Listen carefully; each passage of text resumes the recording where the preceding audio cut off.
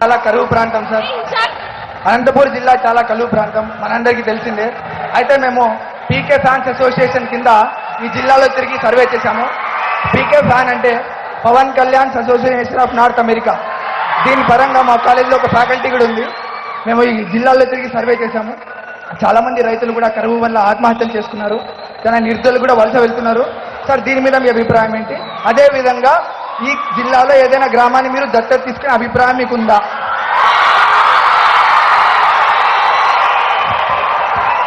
ఒక గ్రామం ఏంటి, మొత్తం అనంతపురం తీసుకుంటాం దత్తతగా. అందుకనే కదా నేను అదే చెప్పాను. ఇందాక కూడా మన విద్యార్థులు ఒకళ్ళు మాట్లాడుతూ అమరావతికి ఎంత ఖర్చు పెట్టారు కదా, దాని బదులు మాకు అనంతపురం మీద ఖర్చు పెట్టచ్చు కదా అంటే అది నేను అర్థం చేసుకుని దాని వెనుకున్న ఆవేదనని. నిజంగా కరువు అనేది లేదు. కరువు అనేది మన మనసులో ఉంది. భావదారిద్ర్యం అంటాం, thought poverty, poverty and thought. మీకు ఇక్కడ రొడ్డం మండలం అనుకుంటా. అంటే నేను ఈ వ్యవసాయం కరువు వీటి గురించి మాట్లాడబోయే ముందు నాకు వ్యవసాయం, నేను రైతుని. నాకు ఒక 8 ఎకరాలు పొలం, తోట, మొక్కలు వేస్తుంటాను.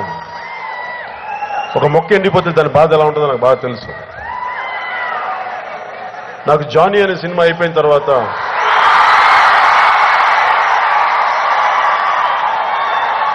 నాకేం చేయాలో నాకు అర్థం కాల. నాకు యాక్టర్గా ఉన్నప్పుడు నాకు ఆనందం కలగల.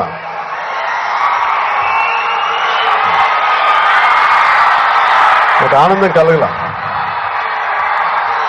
నాకు సమాజంలో ఇబ్బంది అనిపించింది. చాలా అన్యాయం, ఈ గొడవలు, దోపిడీ చూసి ఏం చేయాలో కామ్ అయిపోయాను. సినిమాలో చెప్తే సరిపోదు అనిపించింది. నాకు అంత జ్ఞానం లేదు, అంత ధైర్యం లేదు. అందుకని ఏం చేయాలో తెలియక నా పొలంలోకి వెళ్ళిపోయి రకరకాల పుస్తకాలు చదివేవాడిని. అంటే ఇదంతా ఎందుకు చెప్తున్నానంటే మీరు అడిగిన ప్రశ్నకు సంబంధించి రిలేటెడ్గా ఉంటుంది. ముస్నోబా ఫుకోకా అని చెప్పి ఒక జపనీస్ శాస్త్రవేత్త గడ్డి పరకతో విప్లవం అనే ఒక పుస్తకం రాశారు. గడ్డి పరకతోటి అంటే మనకి అత్యంత తక్కువ నీళ్లతోటి సేంద్రీయ వ్యవసాయం ఎలా చేయాలి, ఆర్గానిక్ ఫార్మింగ్ ఎలా చేయాలి, అలాంటి వ్యవసాయం చేస్తే మనుషులు ఎలా మారుతారు, జీవన విధానం ఎలా మారుతుంది అని చెప్పి ఆ పుస్తకం నన్ను చాలా ప్రభావితం చేస్తుంది. నేను దాంతో నేను వ్యవసాయం చేశాను.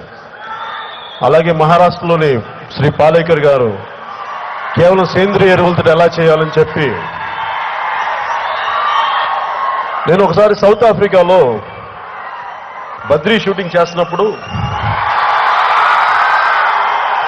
అక్కడ లోకల్ వైట్స్ కొంతమంది ఆ ఫామ్ ఓనర్ ఒక ఆవిడ డ్రైవ్ చేస్తానని తీసుకెళ్తుంటే చిన్న పొద మీద కూడా కారు వెళ్లకుండా ఎక్కడైతే దారి ఉందో అటు నుంచి వెళ్ళారు. నేను అడిగాను ఆవిడ, ఎందుకు మీరు వెళ్ళట్లేదంటే ఇక్కడ విపరీతమైన పొడి వాతావరణం, ఇక్కడ ఉన్న చిన్న మొక్కను కూడా మేము కాపాడుకుంటాం, దాని మీదకి వెళ్ళడం మేము జాగ్రత్త పరుచుకుంటామని చెప్పి.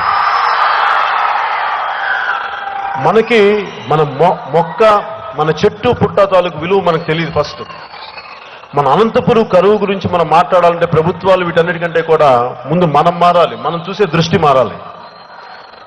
1991లో ఇక్కడ రొడ్డం మండలంలో జాన్ అనే ఒకళ్ళు, గంగూలీ అని ఒక బెంగాల్, నాకు తెలీదు వాళ్ళు ఎవరు.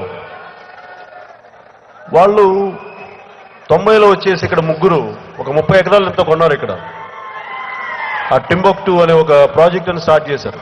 మొత్తం ఎండిపోయింది ప్రాంతం, గొడ్డు గోదా మొత్తం తినడానికి కూడా తాగడానికి కూడా నీళ్ళు లేకపోతే ఆ చుట్టుపక్కల రిజర్వ్డ్ ఫారెస్ట్.